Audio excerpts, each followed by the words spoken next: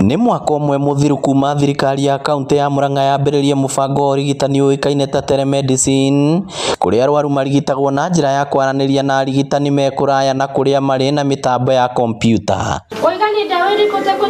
Mambura ma ũkũngũĩri mwaka ũyũ matabanĩirio thukuru-inĩ wa mũthingi wa Kĩboi gĩcigo-inĩ kĩa ũmbunge gĩa Kĩharũ, kũrĩa mũingĩ ũhetwo ũrigiti ũtarĩ marĩhi. Nĩ ndakena mũno nĩ ũndũ wa gũthondekwo, na nĩ ndakena mũno nĩ ũndũ wa ndawa iria ciĩkuo tondũ nĩ nyingĩ.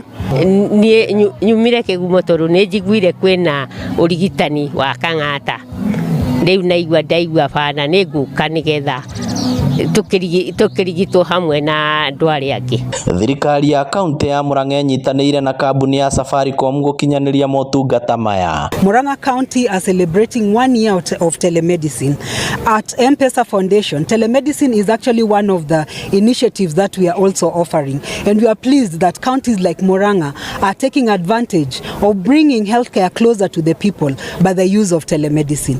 Gavana wa Murang'a Irũngũ Kang'ata na ũrĩa ũthũrimĩte ũrĩa mĩhang'o ĩno ĩtwarithĩtio na mbere nĩeranĩire wĩrutĩri wa thirikari ya kaũntĩ harĩ kũgacĩrithia ũgima mwega wa mwĩrĩ wa mũingĩ. Has reduced the huge queues at our clinics in Murang'a level 5 and ensured a higher life expectancy for people with chronic ailments like cancer, diabetes, high blood pressure, such.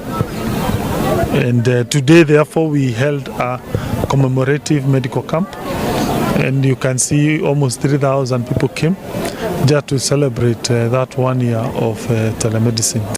Ngĩribotera Inooro TV kuma Kĩboi Kĩharũ kaũntĩ ya Murang'a, rĩtwa rĩakwa nĩ Victor Kĩnothia.